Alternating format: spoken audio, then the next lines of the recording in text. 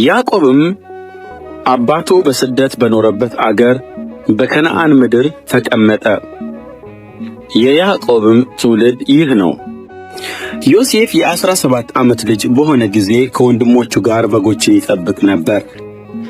እርሱም ከአባቱ ሚስቶች ከባላና ከዘለፋ ልጆች ጋር ሳለ ብላቴና ነበር። ዮሴፍም የክፋታቸውን ወሬ ወደ አባታቸው አመጣ። እስራኤልም ዮሴፍን ከልጆቹ ሁሉ ይልቅ ይወደው ነበር፣ እርሱ በሽምግልናው የወለደው ነበርና። በብዙ ክብር ያጌጠችም ቀሚስ አደረገለት።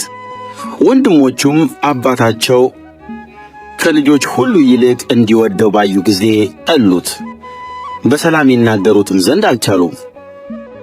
ዮሴፍም ሕልምን አለመ፣ ለወንድሞቹም ነገራቸው።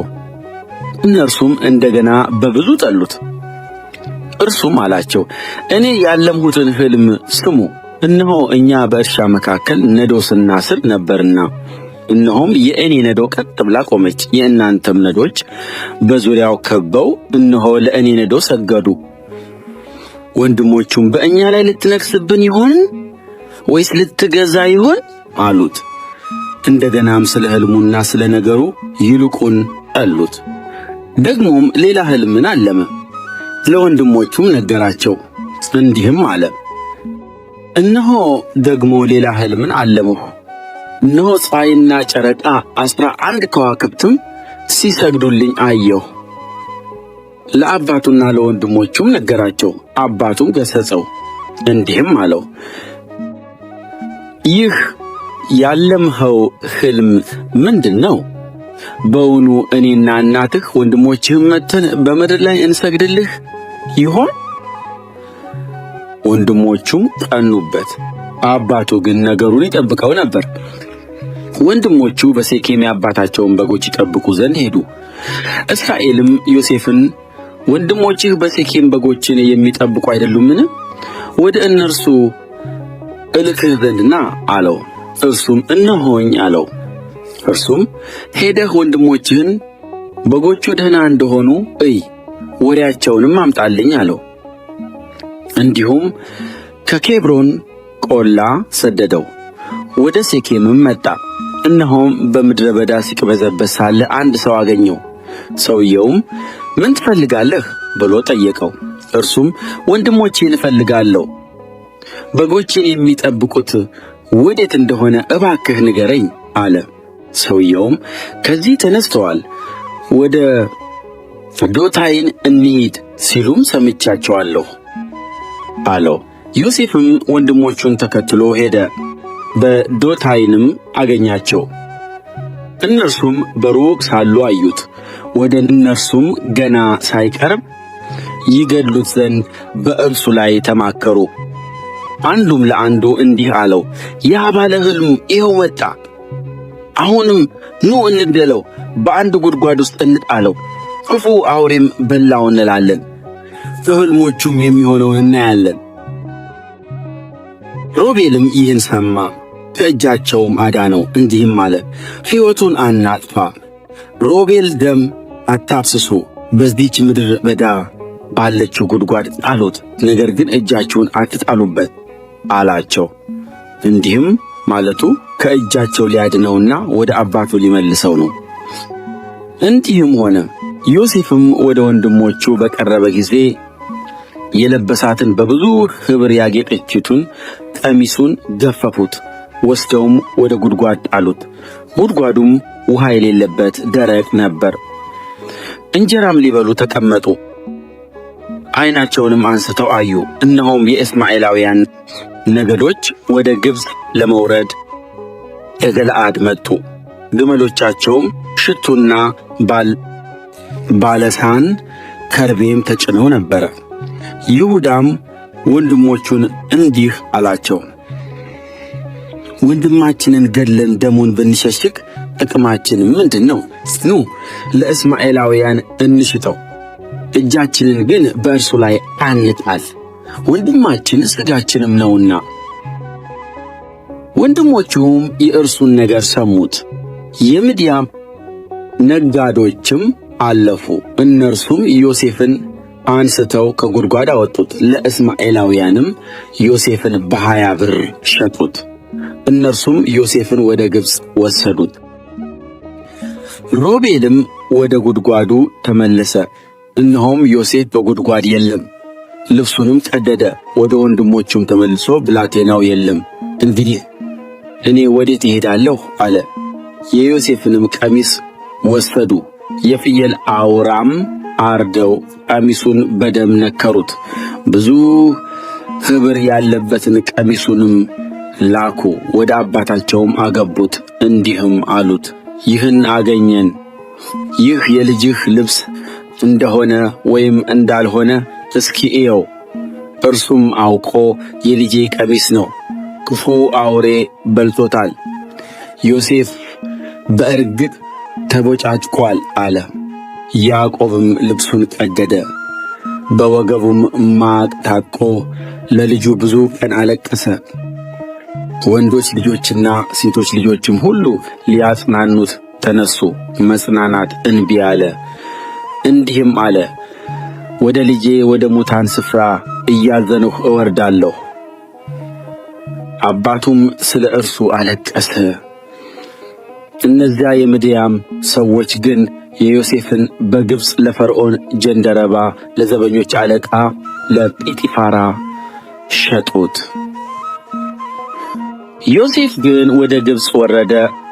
የፈርዖን ጀንደረባ የዘበኞቹም አለቃ የሚሆን የግብፅ ሰው ጲጥፋራ ወደ ግብፅ ከወረዱት ከእስማኤላውያን እጅ ገዛው። እግዚአብሔር ከዮሴፍ ጋር ነበር፣ ሥራውም የተከናወነለት ሰው ሆነ። በግብፃዊው ጌታውም ቤት ነበር። ጌታውም እግዚአብሔር ከእርሱ ጋር እንዳለ እርሱ የሚሠራውንም ሁሉ እግዚአብሔር በእጁ እንዲያከናውንለት አየ። ዮሴፍም በጌታው ፊት ሞገስን አገኘ፣ እርሱንም ያገለግለው ነበር። በቤቱም ላይ ሾመው፣ ያለውንም ሁሉ በእጁ ሰጠው። እንዲህም ሆነ፣ በቤቱ ባለውም ሁሉ ላይ ከሾመው በኋላ እግዚአብሔር የግብፃዊውን ቤት ስለ ዮሴፍ ባረከው። የእግዚአብሔር በረከት በውጭም በግቢም ባለው ሁሉ ላይ ሆነ። ያለውንም ሁሉ ለዮሴፍ አስረከበ። ከሚበላውም እንጀራ በቀር ምንም የሚያውቀው አልነበረም። የዮሴፍም ፊት መልከ መልካምና ውብ ነበር። ከዚህም በኋላ እንዲህ ሆነ፣ የጌታው ሚስት በዮሴፍ ላይ ዓይንዋን ጣለች። ከእኔም ጋር ተኛ አለችው። እርሱም እንቢ አለ። ለጌታውም ሚስት እንዲህ አላት፣ እነሆ ጌታዬ በቤቱ ያለውን ምን የሚያውቀው የለም። ያለውንም ሁሉ ለእኔ አስረክቦኛል። ለዚህ ቤት ከእኔ የሚበልጥ ሰው የለም። ሚስቱ ስለሆንሽ ከአንቺም በቀር ያልሰጠኝ ነገር የለም። እንዴት ይህን ትልቅ ክፉ ነገር አደርጋለሁ? በእግዚአብሔር ፊት እንዴት ኃጢአትን እሠራለሁ? ይህንም ነገር በየዕለቱ ለዮሴፍ ትነግረው ነበር። እርሱም ከእርሷ ጋር የተኛ ዘንድ ከእርሷም ጋር ይሆን ዘንድ አልሰማትም። እንዲህም ሆነ፣ በዚያን ጊዜ ሥራውን እንዲሠራ ወደ ቤቱ ገባ። በቤትም ውስጥ ከቤት ሰዎች ማንም አልነበረም። ከእኔ ጋር ተኛ ስትል ልብሱን ተጠምጥማ ያዘች። እርሱም ልብሱን በእጇ ትቶላት ሸሸ፣ ወደ ውጭም ወጣ።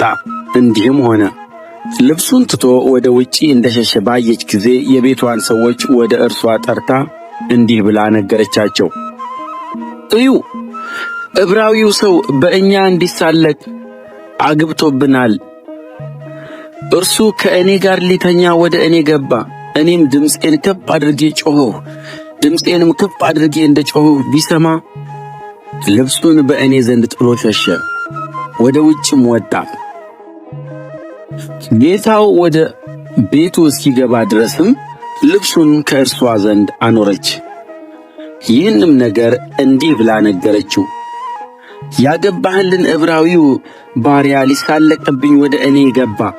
እኔም ድምፄን ከፍ አድርጌ ስጮኽ ልብሱን በእጄ ተወና ወደ ውጭ ሸሸ። ጌታውም ባሪያህ እንዲህ አደረገኝ ብላ የነገረችውን የሚስቱን ቃል በሰማ ጊዜ እጅግ ተቆጣ።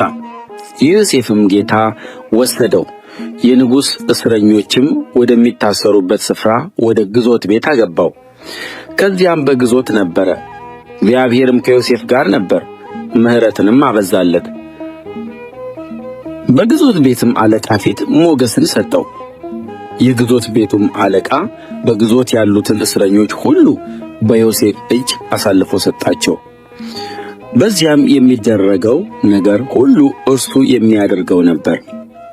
የግዞት ቤቱም አለቃ በእጁ ያለውን ነገር ከቶ አላሰበም፣ እግዚአብሔር ከእርሱ ጋር ነበርና። የሚያደርገውንም ሁሉ እግዚአብሔር ያቀናለት ነበር። ከዚህ ነገር በኋላም እንዲህ ሆነ። የግብፅ ንጉሥ የጠጅ አሳላፊና የእንጀራ አበዛ ጌታቸውን የግብፅ ንጉሥን በደሉ። ፈርዖንም በሁለቱ ሹማምንት በጠጅ አሳላፊዎች አለቃና በእንጀራ አበዛዎቹ አለቃ ላይ ተቆጣ። ዮሴፍ ታስሮ በነበረበትም በግዞት ስፍራ በዘበኞቹ አለቃ ቤት አስጠበቃቸው። የዘበኞቹም አለቃ ለዮሴፍ አሳልፎ ሰጣቸው፣ እርሱም ያገለግላቸው ነበር። በግዞት ቤትም አያሌ ቀን ተቀመጡ። በግዞት ቤት የነበሩት የግብፅ ንጉሥ ጠጅ አሳላፊና እንጀራ አበዛ ሁለቱም በአንዲት ሌሊት እንደ ሕልሙ ትርጓሜ እየራሳቸው ሕልሙን አለሙ። ዮሴፍም ማልዶ ወደ እነርሱ ገባ፣ እነሆም አዝነው አያቸው። በጌታው ቤት ከእርሱ ጋር በግዞት የነበሩትንም የፈርዖንን ሹማምት እንዲህ ብሎ ጠየቃቸው፣ እናንተ ዛሬ ስለምን አዝናችኋል? እነርሱም ሕልምን አለምን፣ የሚተረጉምልን አጣን አሉት። ዮሴፍም አላቸው፣ ሕልምን የሚተረጉም እግዚአብሔር የሰጠው አይደለምን? እስቲ ንገሩኝ። የጠጅ አሳላፊዎች አለቃም ለዮሴፍ ሕልሙን እንዲህ ብሎ ነገረው። በሕልሜ የወይን ዛፍ በፊቴ ሆና አየሁ። በዛፊቱም 3 አረግ አለባት። እርሷም ቅጠልና አበባ አወጣች፣ ዘለላም አንጠለጠለች። የዘለላዋም ፍሬ በሰለ። የፈርዖንም ጽዋ በእጄ ነበር። ፍሬዋንም ወስጄ በፈርዖን ጽዋ ጨመቅሁት፣ ጽዋውንም ለፈርዖን በእጁ ሰጠሁት። ዮሴፍም አለው፣ የዚህ ትርጓሜው ይህ ነው። 3ቱ አረግ 3 ቀን ነው። እስከ 3 ቀን ድረስ ፈርዖን ራስህን ከፍ ያደርጋል፣ ወደ ቀድሞውም ሹመትህም ይመልስሃል። ጠጅ አሳላፊ በነበርህበት ጊዜ ስታደርግ እንደነበረው እንደ ቀድሞ ሥርዓት የፈርዖንን ጽዋ በእጁ ትሰጣለህ። ነገር ግን በጎ ነገርን በተደረገልህ ጊዜ እኔን አስበኝ፣ ምሕረትንም አድርግልኝ። የእኔንም ነገር ለፈርዖን ነግረህ ከዚህ ቤት አውጣኝ። እኔን ከዕብራውያን አገር ሰርቀው አምጥተውኛልና ከዚህም ደግሞ በግዞት ያኖሩኝ ዘንድ ምንም አላደረኩም። የእንጀራ አበዛዎቹ አለቃም ሕልሙን በመልካም እንደተረጎመ ባየ ጊዜ ዮሴፍን እንዲህ አለው፣ እኔም ደግሞ ሕልም አይቼ ነበር። እነሆም 3 መሶብ ነጭ እንጀራ በራሴ ላይ ነበር። በላይኛውም መሶብ ፈርዖን ከሚበላው ከጋጋሪዎቹ ሥራ ሁሉ ነበረበት። ወፎችም በራሴ ላይ ከመሶቡ ይበሉ ነበር። ዮሴፍም መልሶ እንዲህ አለው፣ የዚህ ትርጓሜው ይህ ነው። 3ቱ መሶብ 3 ቀን ነው። እስከ 3 ቀን ድረስ ፈርዖን ራስህን ከፍ ያደርጋል፣ በእንጨትም ላይ ይተክልሃል፣ ወፎችም ሥጋህን ይበሉታል። በሦስተኛውም ቀን ፈርዖን የተወለደበት ቀን ነበረ። ለሰራዊቱም ሁሉ ግብር አደረገ። የጠጅ አሳላፊዎቹን አለቃና የእንጀራ አበዛዎቹን አለቃ በአሽከሮች መካከል ከፍ አደረገ። የጠጅ አሳላፊዎችንም አለቃ ወደ ስፍራው መለሰው፣ ጽዋውንም በፈርዖን እጅ ሰጠ። የእንጀራ አበዛዎቹንም አለቃ ሰቀለው። ዮሴፍ እንደተረጎመላቸውም የጠጅ አሳላፊዎች አለቃ ግን ዮሴፍን አላሰበውም፣ ረሳው እንጂ። ከ2 ዓመት በኋላም ፈርዖን ሕልምን አየ። እነሆም በወንዙ ዳር ቆሞ ነበር። እነሆም መልካቸው ያማረ ሥጋቸውም የወፈረ 7 ላሞች ከወንዙ ወጡ፣ በውኃውም ዳር በመስኩ ይሰማሩ ነበር። ከእነርሱም በኋላ እነሆ መልካቸው የከፋ ሥጋቸውም የከሳ ሌሎች 7 ላሞች ከወንዙ ወጡ። በእነዚያም ላሞች አጠገብ በወንዙ ዳር ይቆሙ ነበር። መልካቸው የከፋ ሥጋቸውም የከሳ እነዚያም ላሞች መልካቸው ያማረውን ሥጋቸው የወፈረውን 7ቱን ላሞች ዋጡአቸው። ፈርዖንም ነቃ፣ ደግሞም ተኛ። ሁለተኛም ሕልምን አየ። እነሆም በአንድ አገዳ ላይ የነበሩ ያማሩና መልካም የሆኑ 7 እሸቶች ወጡ። እነሆም ከእነርሱ በኋላ የሰለቱና በምሥራቅ ነፋስ የተመቱ 7 እሸቶች ወጡ። የሰለቱትም እሸቶች 7ቱን ያማሩና የዳበሩ እሸቶች ዋጡአቸው። ፈርዖንም ነቃ፣ እነሆም ሕልም ነበር። በነጋም ጊዜ ነፍሱ ታወከችበት። ወደ ሕልም ተርጓሚዎች ሁሉ ወደ ግብፅ ጠቢባንም ሁሉ ልኮ ወደ እርሱ ጠራቸው። ፈርዖንም ሕልሙን ነገራቸው። ነገር ግን ከእነርሱ ለፈርዖን የሚተረጉም አልተገኘም። የዚያን ጊዜ የጠጅ አሳላፊዎቹ አለቃ እንዲህ ብሎ ለፈርዖን ተናገረ። እኔ ኃጢአቴን ዛሬ አስባለሁ። ፈርዖን በባሪያዎቹ ላይ ተቈጣ። እኔንም የእንጀራ አበዛዎችንም አለቃ በግዞት ስፍራ በዘበኞች አለቃ ቤት አኖረን።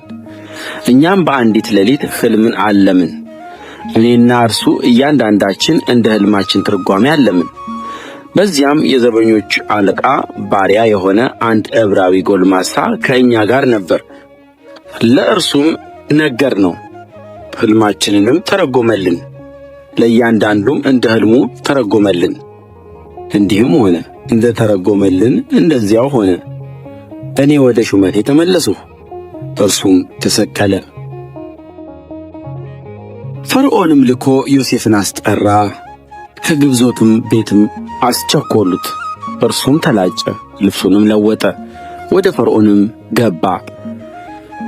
ፈርዖንም ዮሴፍን አለው፣ ሕልምን አየሁ፣ የሚተረጉመውም አልተገኘም። ሕልምን እንደ ሰማህ እንደ ተረጎምህም ስለ አንተ ሰማሁ። ዮሴፍም ለፈርዖን እንዲህ ብሎ መለሰ፣ ይህ በእኔ አይደለም፣ እግዚአብሔር ግን ለፈርዖን በደኅንነት ይመልስለታል። ፈርዖንም ለዮሴፍ እንዲህ አለው፣ እነሆ በሕልሜ በወንዝ ዳር ቆሜ ነበር። እነሆም ሥጋቸው የወፈረ መልካቸውም ያማረ 7 ላሞች ወጡ፣ በመስኩም ይሰማሩ ነበር። ከእነርሱም በኋላ እነሆ የደከሙ መልካቸውም እጅግ የከፋ ሥጋቸውም የከሳ ሌሎች 7 ላሞች ወጡ። በግብፅ ምድር ሁሉ እንደ እነርሱ መልክ ክፉ ከቶ አላየሁም። የከሱትና መልከ ክፉዎቹ ላሞች የመጀመሪያዎቹ ወፍራሞቹን 7 ላሞች ዋጡአቸው። በሆዳቸውም እንደ ተዋጡ አልታወቀም። መልካቸውም በመጀመሪያ እንደ ነበረው የከፋ ነበር። ነቃሁም፣ በሕልሜም እነሆ የዳበሩና መልካም የሆኑ 7 እሸቶች በአንድ አገዳ ሲዋጡ አየሁ። ከእነርሱም በኋላ እነሆ የደረቁና የሰለቱ በምሥራቅ ነፋስ የተመቱ 7 እሸቶች ወጡ። የሰለቱት እሸቶች ያማሩትን 7ቱን እሸቶች ዋጡአቸው። ለሕልም ተርጓሚዎቹም ሕልሜን ነገርሁ፣ የሚተረጉምልኝም አጣሁ። ዮሴፍም ፈርዖንን አለው፣ የፈርዖን ሕልሙ አንድ ነው። እግዚአብሔር ሊያደርገው ያለውን ለፈርዖን ነግሮታል። 7ቱ መልካሞች ላሞች 7 ዓመታት ናቸው። 7ቱም መልካሞቹ እሸቶች 7 ዓመታት ናቸው። ሕልሙ አንድ ነው። ከእነርሱም በኋላ የወጡት የከሱትና መልከ ክፉዎቹ 7 ላሞች 7 ዓመታት ናቸው። የሰለቱትና የምሥራቅ ነፋስ የመታቸው 7ቱም እሸቶች እነርሱ ራብ የሚሆንባቸው 7 ዓመታት ናቸው። ለፈርዖን የነገርሁት ነገር ይህ ነው። እግዚአብሔር ሊያደርገው ያለውን ለፈርዖን አሳየው። እነሆ በግብፅ ምድር ሁሉ እጅግ ጥጋብ የሚሆንባቸው 7 ዓመታት ይመጣሉ። ደግሞም ከዚህ በኋላ የ7 ዓመታት ራብ ይመጣል። በግብፅ አገር የነበረውም ጥጋብ ሁሉ ይረሳል። ራብም ምድርን በጣም ያጠፋል። በኋላ ከሚሆነው ከዚያ ራብ የተነሣ በምድር የሆነው ጥጋብ አይታወቅም፣ እጅግ ጽኑ ይሆናልና። ሕልሙም ለፈርዖን ደጋግሞ መታየቱ ነገሩ ከእግዚአብሔር ዘንድ የተቈረጠ ስለሆነ ነው። እግዚአብሔርም ፈጥኖ ያደርገዋል። አሁንም ፈርዖን ብልህና አዋቂ ሰውን ይፈልግ፣ በግብፅ ምድር ላይም ይሹመው። ፈርዖን በምድር ላይ ሹማምንትን ይሹም፣ በሰባትም የጥጋብ ዓመታት ከሚያገኘው ፍሬ በግብፅ ምድር ሁሉ ከ5 እጅ አንደኛውን ይውሰድ። የሚመጡትን የመልካሞቹን ዓመታት እህላቸውን ያከማቹ፣ ስንዴውንም ከፈርዖን እጅ በታች ያኑሩ፣ እህሎቹም በከተሞች ይጠበቁ። በግብፅ ምድር ስለሚሆነው ስለ 7 ዓመታት ራብ እህሉ ተጠብቆ ይኑር፣ ምድሪቱም በራብ አትጠፋም። ነገሩም በፈርዖንና በሎሌዎቹ ፊት መልካም ሆነ። ፈርዖንም ሎሌዎቹን እንዲህ አላቸው፣ በውኑ የእግዚአብሔር መንፈስ ያለበትን እንደዚህ ያለ ሰው እናገኛለንን? ፈርዖንም ዮሴፍን አለው፣ እንደ አንተ ያለ ብልህ አዋቂም ሰው የለም። እግዚአብሔር ይህን ሁሉ ገልጦልሃልና አንተ በቤቴ ላይ ተሾም፣ ሕዝቤም ሁሉ ለቃልህ ይታዘዝ። እኔ በዙፋኔ ብቻ ከአንተ እበልጣለሁ። ፈርዖንም ዮሴፍን በግብፅ ምድር ሁሉ ላይ ሾምሁህ አለው። ፈርዖን ቀለበቱን ከእጁ አወለቀ፣ በዮሴፍ እጅ አደረገው፣ ነጭ የተልባ እግር ልብስንም አለበሰው፣ በአንገቱም የወርቅ ዝርግፍን አደረገለት። የእርሱም በምትሆን በሁለተኛይቱ ሰረገላ አስቀመጠው። አዋጅ ነጋሪም ስገዱ እያለ በፊቱ ይጮኽ ነበር። እርሱም በግብፅ ምድር ሁሉ ላይ ተሾመ። ፈርዖንም ዮሴፍን አለው፣ እኔ ፈርዖን ነኝ። በግብፅ አገር ሁሉ ያለ አንተ ማንም እጁንም እግሩንም አያንሳ። ፈርዖንም የዮሴፍን ስም ጸፍናት ፈዕናህ ብሎ ጠራው። የሄልዮቱ ከተማ ካህን የጶጥፌራ ልጅ የምትሆን አስናትን አጋባው። ዮሴፍም በግብፅ ምድር ሁሉ ወጣ። ዮሴፍም በግብፅ ንጉሥ በፈርዖን ፊት በቆመ ጊዜ ዕድሜው 30 ዓመት ነበር። ዮሴፍም ከፈርዖን ፊት ወጣ፣ የግብፅ ምድርንም ሁሉ ዞረ። በሰባቱም በጥጋብ ዓመታት የምድሪቱ ፍሬ ክምር ሆነ። በግብፅ ምድር ሁሉ ያለውን የ7ቱን ዓመታት እህል ሁሉ ሰበሰበ። እህሉንም በከተሞች አደለበ፣ በየከተማይቱ ዙሪያ ያለውን የእርሻውን እህል ሁሉ ከዚያ ከተተ። ዮሴፍም እንደ ባሕር አሸዋ እጅግ ብዙ የሆነ ስንዴን አከማቸ፣ መስፈርን እስኪተው ድረስ ሊሰፈር አልተቻለምና። ለዮሴፍም የሄልዮት ከተማ ካህን የጶጥፌራ ልጅ አስናት የወለደችለት 2 ልጆች የራብ ዘመን ገና ሳይመጣ ተወለዱለት። ዮሴፍም የበኵር ልጁን ስም ምናሴ ብሎ ጠራው፣ እንዲህ ሲል እግዚአብሔር መከራዬን ሁሉ የአባቴንም ቤት አትረሳኝ።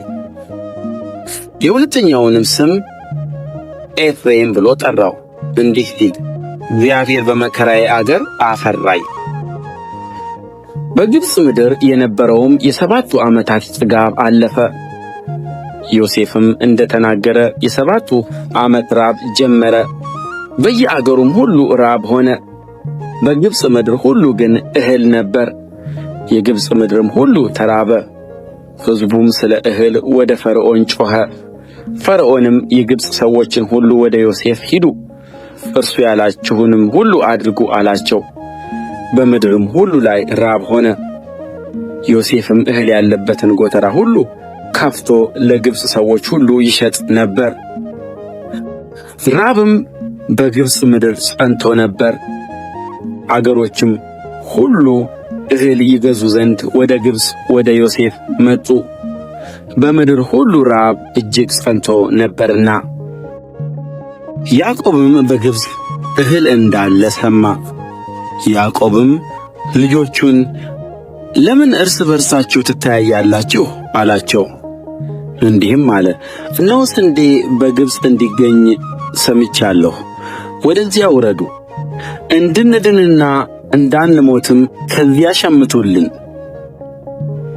የዮሴፍም 10 ወንድሞች ስንዴን ከግብፅ ይሸምቱ ዘንድ ወረዱ። የዮሴፍን ወንድም ብንያምን ግን ያዕቆብ ከወንድሞቹ ጋር አልሰደደውም፣ ምናልባት ክፉ እንዳያገኘው ብሎአልና። የእስራኤልም ልጆች ለእህል ሸመታ ከመጡት ጋር ገቡ። በከነዓን አገር ራብ ነበርና፣ ዮሴፍም በምድር ላይ ገዢ ነበር። እርሱም ለምድር ሕዝብ ሁሉ ይሸጥ ነበር። የዮሴፍም ወንድሞች በመጡ ጊዜ በምድር ላይ በግንባራቸው ሰገዱለት። ዮሴፍም ወንድሞቹን አይቶ አወቃቸው፣ ተለወጠባቸውም፣ ክፉ ቃልንም ተናገራቸው። እናንተ ከወዴት መጣችሁ አላቸው። እነርሱም ከከነዓን ምድር እህል ልንሸምት የመጣን ነን አሉት። ዮሴፍም ወንድሞቹን አወቃቸው፣ እነርሱ ግን አላወቁትም። ዮሴፍም ስለ እነርሱ አይቶት የነበረውን ሕልም አሰበ፣ እንዲህም አላቸው፣ እናንተ ሰላዮች ናችሁ፣ የምድሩን ዕራቁትነት ልታዩ መጥታችኋል። እነርሱም አሉት፣ ጌታችን ሆይ አይደለም፣ ባሪያዎችህስ ስንዴን ሊገዙ መጥተዋል። እኛ ሁላችን የአንድ ሰው ልጆች ነን። እኛ እውነተኞች ነን፣ ባሪያዎችህ ሰላዮች አይደሉም።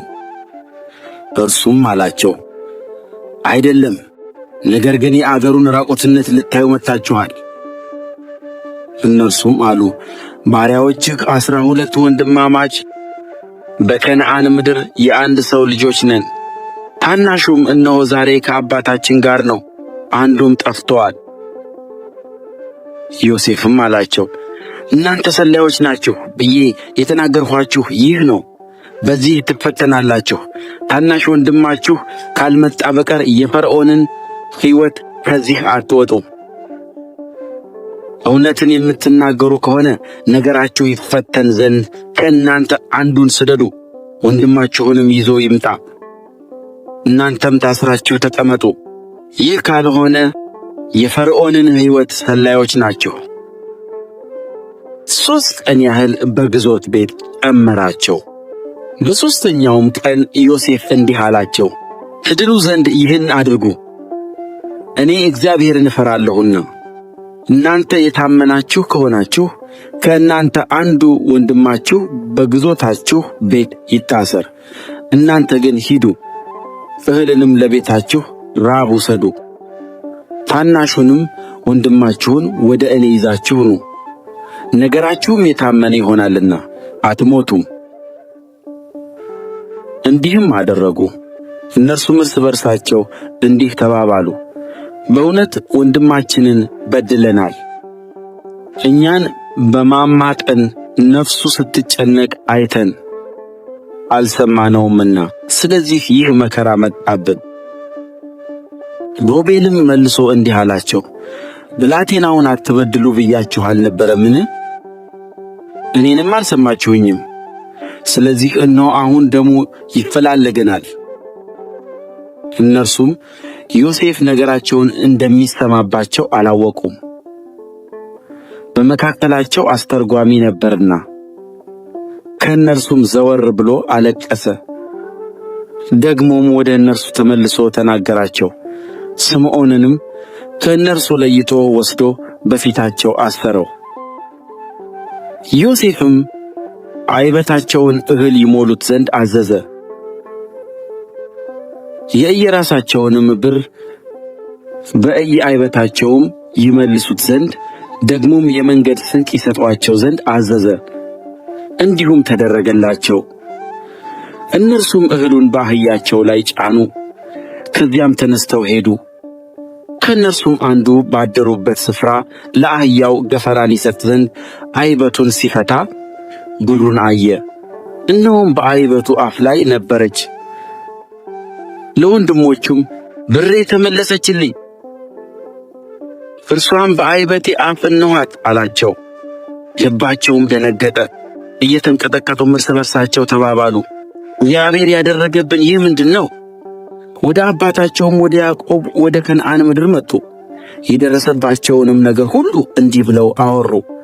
የአገሩ ጌታ የሆነው ሰው በክፉ ንግግር ተናገረን፣ የምድሪቱም ሰላዮች አስመሰለን። እኛም እንዲህ አልነው፣ እውነተኞች ሰዎች ነን እንጂ ሰላዮች አይደለንም። እኛ የአባታችንን ልጆች 12 ወንድማማች ነን። አንዱ ጠፍቶአል፣ ታናሹም በከነዓን ምድር ዛሬ ከአባታችን ጋር አለ። የአገሩም ጌታ ያ ሰው እንዲህ አለን፣ የታመናችሁ ሰዎች ከሆናችሁ በዚህ አውቃለሁ። አንደኛውን ወንድማችሁን ከእኔ ጋር ተዉት፣ ለቤታችሁም ራብ እህልን ወስዳችሁ ሂዱ። ታናሹንም ወንድማችሁን አምጡልኝ። እውነተኞች እንጂ ሰላዮች አለመሆናችሁንም በዚህ አውቃለሁ። ወንድማችሁንም እሰጣችኋለሁ፣ እናንተም በምድሩ ትነግዳላችሁ። እንዲህም ሆነ።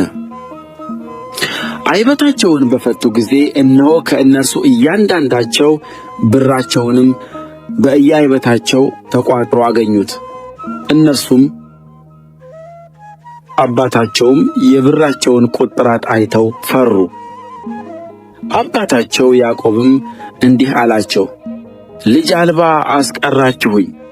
ዮሴፍ የለም፣ ስምዖንም የለም፣ ብንያምንም ትወስዱብኛላችሁ። ይህ ሁሉ በእኔ ላይ ደረሰ። ሮቤልም አባቱን አለው፣ ወደ አንተ መልሼ ያላመጣሁት እንደሆነ ሁለቱን ልጆቼን ግደል፣ እርሱን በእጄ ስጠኝ፣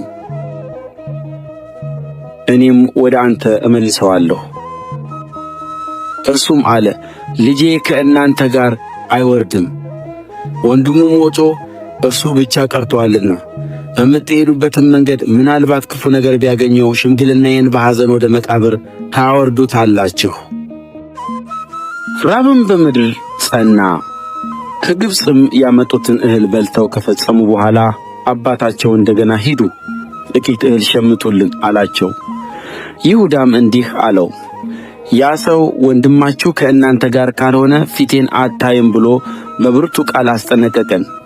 ወንድማችንን ከእኛ ጋር ብትሰደው እንወርዳለን፣ እህልም እንሸምትልሃለን። ባትሰደው ግን አንሄድም። ያ ሰው ወንድማችሁ ከእናንተ ጋር ካልሆነ ፊቴን አታይም ብሎአልና።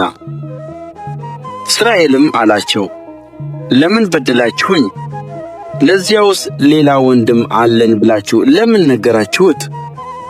እነርሱም አሉ፣ ያ ሰው ስለ እኛና ስለ ወገናችን ፈጽሞ ጠየቀን። እንዲህም አለን፣ አባታችሁ ገና በሕይወት ነው? ወንድምስ አላችሁን? እኛም እንደዚሁ እንደ ጥያቄው መለስንለት። በውኑ ወንድማችሁን አምጡ እንዲለን እናውቅ ነበርን? ይሁዳም አባቱን እስራኤልን አለው፣ እኛና አንተ ልጆቻችንም ደግሞ እንድንድን እንዳንሞትም ብላቴናውን ከእኔ ጋር ስደደው፣ እኛም ተነስተን እንሄዳለን። እኔ ስለ እርሱ እዋሳለሁ፣ ከእጄ ትሻዋለህ። ወደ አንተ ባላመጣው በፊትህም ባላቆመው በዘመናት ሁሉ አንተን የበደልሁ ልሁን። ባንዘገይስ ኖሮ አሁን ሁለተኛ ጊዜ በተመለስን ነበር። እስራኤልም አባታቸው እንዲህ አላቸው፣ ነገሩ እንዲህ ከሆነስ ይህንን አድርጉ፣ ከተመሰገነውም ከምድሩ ፍሬ በዓይበታችሁ ይዛችሁ ሂዱ። ለዚያም ሰው እጅ መንሻ ጥቂት በለሳን፣ ጥቂት ማር፣ ሽቱ፣ ከርቤ፣ ተምር፣ ለውዝ ውሰዱ። ብሩን በአጠፌታ አድርጋችሁ በእጃችሁ ውሰዱ። በዓይበታችሁ አፍ የተመለሰውንም ብር መልሳችሁ ውሰዱ። ምናልባት በስህተት ይሆናል። ወንድማችሁንም ውሰዱ። ተነስታችሁም ወደዚያ ሰው ተመለሱ። ሁሉን የሚችል አምላክም ሌላውን ወንድማችሁንና ብንያምን ከእናንተ ጋር ይሰድድ ዘንድ በዚያ ሰው ፊት ምሕረትን ይስጣችሁ። እኔም ልጆቼን እንዳጣሁ አጣሁ። ሰዎቹም በእጃቸው ያችን እጅ መንሻና አጠፌታውን ብር ብንያምንም ወሰዱ። ተነስተውም ወደ ግብፅ ወረዱ፣ በዮሴፍም ፊት ቆሙ። ዮሴፍም ብንያምን ከእነርሱ ጋር ባየው ጊዜ የቤቱን አዛዥ እንዲህ ብሎ አዘዘው፣ እነዚያን ሰዎች ወደ ቤት አስገባቸው፣ እርድም እረድ አዘጋጅም፣ እነዚያም ሰዎች በእኩለ ቀን ከእኔ ጋር ይበላሉና። ያ ሰውም ዮሴፍ እንዳለው አደረገ። ያ ሰውም ሰዎችን ወደ ዮሴፍ ቤት አስገባ። እነርሱም ወደ ዮሴፍ ቤት ስለገቡ ፈሩ፣ እንዲህም አሉ፣ በዓይበታችን ቀድሞ ስለተመለሰው ብር ሊተናኰልብን ሊወድቅብንም እኛንም በባርነት ሊገዛ አህዮቻችንንም ሊወስድ ወደዚህ አስገባን። ወደ ዮሴፍ ቤት አዛዡም ቀረቡ፣ በቤቱም ደጅ ተናገሩት፣ እንዲህም አሉት፣ ጌታዬ ሆይ ቀድሞ እህልን ልንሸምት ወርደን ነበር። ወደምናድርበትም ስፍራ በደረስን ጊዜ ዓይበታችንን ከፈትን። እነሆም የእያንዳንዱ ሰው ብር በየዓይበቱ አፍ እንደ ሚዛኑ ብራችን ነበር። አሁንም በእጃችን መለስነው፣ እህል እንሸምትበት ዘንድ ሌላም ብር በእጃችን አመጣን። ብራችንንም በዓይበታችን ማን እንደጨመረው አናውቅም። እርሱም አላቸው፣ ሰላም ለእናንተ ይሁን፣ አትፍሩ። አምላካችሁና የአባታችሁ አምላክ በዓይበታችሁ የተሰወረ ገንዘብ ሰጣችሁ፣ ብራችሁስ ደርሶኛል። ስምዖንንም አወጣላቸው። ሰውየውም እነዚያን ሰዎች ወደ ዮሴፍ ቤት አስገባቸው፣ ውኃ አመጣላቸው፣ እግራቸውንም ታጠቡ፣ ለአህዮቻቸውም አበቅ ሰጣቸው። ዮሴፍም በእኩለ ቀን እስኪገባ ድረስ እነርሱ እጅ መንሻቸውን አዘጋጁ፣ ከዚያ እንጀራን እንደሚበሉ ሰምተዋልና። ዮሴፍም ወደ ቤቱ በገባ ጊዜ በእጃቸው ያለውን እጅ መንሻ በቤት ውስጥ አቀረቡለት፣ ወደ ምድርም ወድቀው ሰገዱለት። እርሱም ደህንነታቸውን ጠየቃቸው፣ እንዲህም አለ፣ የነገራችሁኝ ሽማግሌ አባታችሁ ደህና ነውን?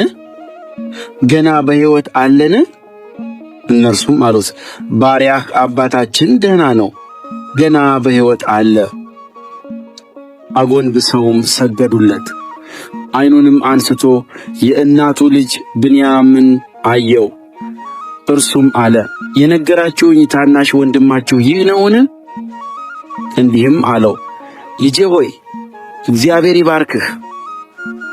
ዮሴፍም ቸኰለ፣ አንጀቱ ወንድሙን ናፍቆታልና፣ ሊያለቅስም ወደደ።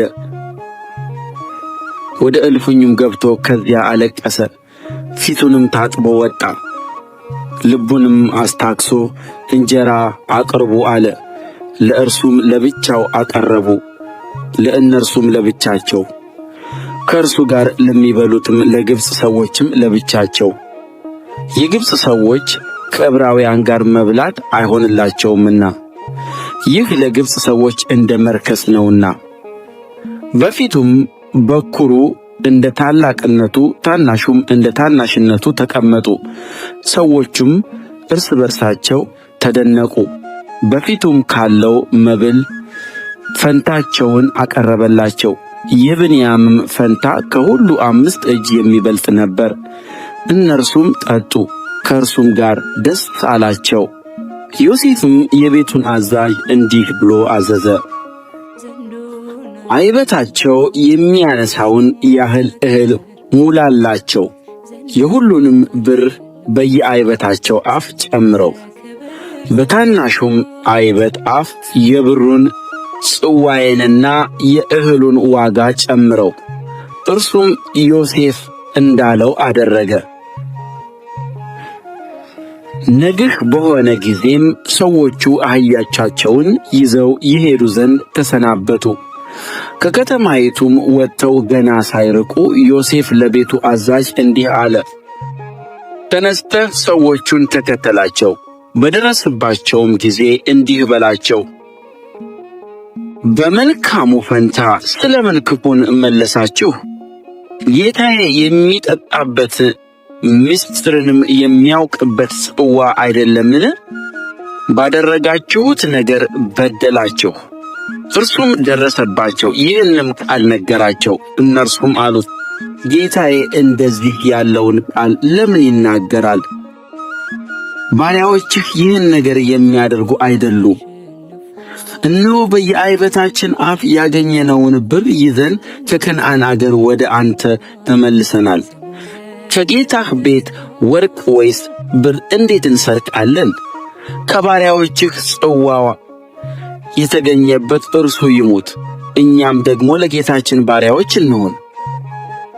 እርሱም አለ፣ አሁንም እንዲሁ እንደ ነገራችሁ ይሁን። ጽዋው የተገኘበት እርሱ ለእኔ ባሪያ ይሁነኝ፣ እናንተም ንጹሐን ትሆናላችሁ። እየራሳቸውም ፈጥነው ዓይበታቸውን ወደ ምድር አወረዱ፣ እየራሳቸውም ዓይበታቸውን ፈቱ። እርሱም ከታላቁ ጀምሮ እስከ ታናሹ ድረስ በረበራቸው። ጽዋውንም በብንያም ዓይበት ውስጥ አገኘው። ልብሳቸውንም ቀደዱ፣ ዓይበታቸውንም በየአህዮቻቸው ጭነው ወደ ከተማይቱ ተመለሱ። ይሁዳም ከወንድሞቹ ጋር ወደ ዮሴፍ ገባ፣ እርሱም ገና ከዚያው ነበር። በፊቱም በምድር ላይ ወደቁ። ዮሴፍም ይህ ያደረጋችሁት ነገር ምንድር ነው? እንደ እኔ ያለ ሰው ምስጢርን እንዲያውቅ አታውቁምን? አላቸው። ይሁዳም አለ፣ ለጌታዬ ምን እንመልሳለን? ምንስ እንናገራለን? ወይስ በምን እንነጻለን? እግዚአብሔር የባሪያዎችህን ኃጢአት ገለጠ።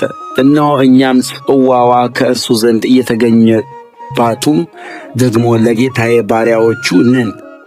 እርሱም አላቸው፣ ይህን አደርግ ዘንድ አይሆንልኝም። ጽዋው የተገኘበቱ ሰው እርሱ ባሪያ ይሁነኝ፣ እናንተም ወደ አባታችሁ በደኅና ውጡ። ይሁዳም ወደ እርሱ ቀረበ፣ እንዲህም አለ፣ ጌታዬ ሆይ እኔ ባሪያህ በጌታዬ ጆሮ አንዲት ቃልን እንድናገር እለምናለሁ። እኔንም ባሪያህን አትቆጣኝ። አንተ እንደ ፈርዖን ነህና። ጌታዬ ባሪያዎቹን አባት አላችሁን ወይስ ወንድም ብሎ ጠየቀ። እኛም ለጌታዬ እንዲህ አልነ፣ ሽማግሌ አባት አለን፣ በሽምግልናው የወለደውም ታናሽ ብላቴና አለ። ወንድሙ ሞተ፣ ከእናቱም እርሱ ብቻውን ቀረ፣ አባቱም ይወደዋል። አንተም ለባሪያዎችህ ወደ እኔ አምጡት፣ እኔም አየዋለሁ አልህ። ጌታዬንም ብላቴናው አባቱን መተው አይሆንለትም፣ የተወው እንደሆነ አባቱ ይሞታልና አልነው። ባሪያዎችህንም ታናሽ ወንድማችሁ ከእናንተ ጋር ካልመጣ ዳግመኛ ፊቴን አታዩም አልኸን። ወደ ባሪያህ ወደ አባታችን በተመለስን ጊዜም የጌታዬን ቃል ነገርነው። አባታችንም ተመልሳችሁ ጥቂት እህል ሸምቱልን አለ። እኛም አልነው፣ እንሄድ ዘንድ አይሆንልንም። ታናሹ ወንድማችን ከእኛ ጋር ይወርድ እንደሆነ እኛም እንወርዳለን። ታናሹ ወንድማችን ከእኛ ጋር ከሌለ የዚያን ሰው ፊት ማየት አይቻለንምን? ባሪያህ አባቴም እንዲህ አለን፣ ሚስቴ 2 ወንዶች ልጆችን እንደወለደችልኝ እናንተ ታውቃላችሁ። አንዱም ከእኔ ወጣ፣ አውሬም በላው አላችሁኝ። እስከ ዛሬም አላየሁትም። ይህንም ከእኔ ለይታችሁ ደግሞ ብትወስዱት ክፉም ቢያገኘው ሽበቴን በሐዘን ወደ መቃብር ታወርዱታላችሁ። አሁንም እኔ ወደ አባቴ ወደ ባሪያህ ብሄድ ብላቴናውም ከእኛ ጋር ከሌለ ነፍሱ በብላቴናው ነፍስ ታስራለችና ብላቴናው ከእኛ ጋር እንደሌለ ባየ ጊዜ ይሞታል። ባሪያዎችህም የባሪያህን የአባታችንን ሽበት በሐዘን ወደ መቃብር ያወርዳሉ። እኔ ባሪያህ በአባቴ ዘንድ ስለ ብላቴናው እንዲህ ብዬ ተውሻለሁና እርሱንስ ወደ አንተ ባላመጣው በአባቴ ዘንድ በዘመናት ሁሉ ኃጢአተኛ እሆናለሁ። ስለዚህም እኔ ባሪያህ በጌታዬ ዘንድ ባሪያ ሆኜ በብላቴናው ፈንታ ልቀመጥ፣ ብላቴናውም ከወንድሞቹ ጋር ይውጣ። አለዚያም ብላቴናው ከእኔ ጋር ከሌለ ወደ አባቴ እንዴት እወጣለሁ? አባቴን የሚያገኘው መከራ እንዳላይ። ዮሴፍም በእርሱ ዘንድ ቆመው ባሉት ሰዎች ሁሉ ፊት ሊታገስ አልተቻለውም። ሰዎቹንም ሁሉ ከፊት ያስወጡልኝ ብሎ ጮኸ፣ ተናገረ። ዮሴፍ ለወንድሞቹ ራሱን በገለጠ ጊዜ በእርሱ ዘንድ የቆመ ማንም አልነበረም። ቃሉንም ከፍ አድርጎ አለቀሰ። የግብፅ ሰዎችም ሰሙ፣ በፈርዖን ቤትም ተሰማ።